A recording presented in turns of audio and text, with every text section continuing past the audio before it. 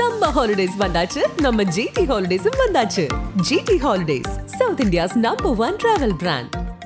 மார்க்கெட்லயே கம்மி சேதாரத்துல இன்னும் 1% தள்ளுபடி கொடுப்போம். ஓகே, வைரநக கேரட்டுக்கு 5000 தள்ளுபடி கொடுப்போம். தள்ளுபடி திருவிழா. சென்னை திருவொற்றியூரில் திருமணமான 37 வயது மதிக்கத்தக்க பெண் ஒருவர் குடும்பத்துடன் வசித்து வந்துள்ளார். இவருக்கு திருமணமாகி 2 மகள்கள் உள்ளனர். இந்த நிலையில் 23 வயதான ஆட்டோ ஓட்டுநர் முகமது ரஃபீக் என்பவருடன் அந்த பெண்ணுக்கு பழக்கம் ஏற்பட்டுள்ளது. இது நாளடைவில் தகாத உறவாக மாறியுள்ளது. சமயம் கிடைக்கும் போதெல்லாம் இருவரும் நெருங்கி பழகி வந்துள்ளனர்.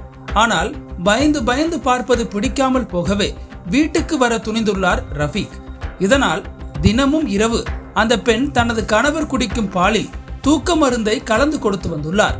கணவர் ஆழ்ந்து தூங்கிய பிறகு முகமது ரஃபீக்கை வீட்டிற்கு வரவழைத்து இருவரும் தனிமையில் இருந்துள்ளனர். இப்படி இந்த பெண்ணுடன் இருந்தது ரஃபீக்குக்கு ஒரு கட்டத்தில் சலிப்பை ஏற்படுத்தியுள்ளது. அப்போது ரஃபீக்கின் பார்வை அந்த பெண்ணின் மகள்களின் பக்கம் திரும்பியுள்ளது. இந்த நிலையில் அந்த பெண்ணின் 17 வயது மகளை தனக்கும் 16 வயது மகளை தனது நண்பன் அப்துல் கலாமிற்கும் விருந்தாக்கினால் நிறைய பணம் தருவதாக ஆசை வார்த்தை கூறியுள்ளார். இதையடுத்து முகமது ரஃபீக்குக்கும் அவரது நண்பருக்கும் தனது மகள்களை இணங்க செய்யுமாறு அந்த கொடூர தாய் வற்புறுத்தியுள்ளார். ஒரு கட்டத்தில் கொடுமை தாங்க முடியாமல் மகள்கள் இருவரும் தனது தந்தையிடம் நடந்தவற்றை கூறி கதறி அழுதுள்ளனர். இதை கேட்டு அதிர்ச்சியடைந்த சிறுமிகளின் தந்தை காவல் நிலையத்தில் புகார் அளித்தார். அந்த புகாரின் பேரில் வழக்கு பதிவு செய்த போலீசார் சிறுமிகளின் தாய், முகமது ரஃபீக், அவரது நண்பர் அப்துல் கலாம் உள்ளிட்ட 3 பேரையும் அதிரடியாக கைது செய்துள்ளனர். இந்த சம்பவம் தலைநகரில் பெரும் பரபரப்பை ஏற்படுத்தியுள்ளது.